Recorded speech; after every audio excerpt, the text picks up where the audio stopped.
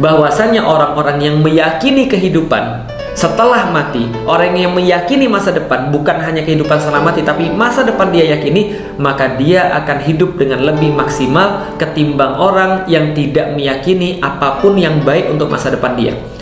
Jadi pernah dikatakan oleh Sun Tzu, seorang ahli strategi Cina, dia bilang begini, manusia tuh dalam berperang punya tiga. Satu, harapan, yang kedua adalah senjata, yang ketiga adalah makanan. Maka di antara tiga ini, harapan, senjata, dan makanan, mana duluan yang akan kita serahkan kepada orang ketika kita harus menyerahkan sesuatu? Dia katakan serahkanlah senjata dulu. Karena selama kita masih makan, insya Allah kita masih bisa, bukan insya Allah ya, kata dia ya, kalau kita masih makan, kita akan bisa buat senjata. Pun kita nggak punya senjata, kita tetap bisa melawan dengan tangan kosong selama kita masih bisa makan. Lantas ketika kita cuma tersisa harapan dan makanan, mana yang kita berikan pada musuh?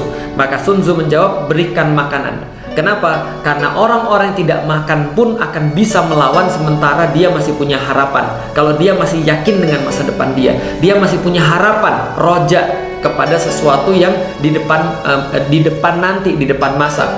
Nah, tapi dia katakan kalau seandainya kita sudah tidak punya harapan, tapi kita punya makanan dan kita punya senjata, maka kita akan menyerah. Kenapa? Manusia tanpa harapan tidak ada bedanya dengan mayit. Bahkan dia akan nyari mati kalau dia sudah tidak punya harapan. Punya uang, punya keluarga, istri yang baik, anak-anak yang soleh, anak-anak yang soleha, punya rumah yang bagus, hidupnya bagus, karirnya bagus, tapi ternyata dia nggak punya harapan, ya dia bunuh diri. Itu yang terjadi pada orang-orang yang mengakhiri hidupnya, karena dia bisa jadi punya hanya semuanya, tapi dia nggak punya harapan.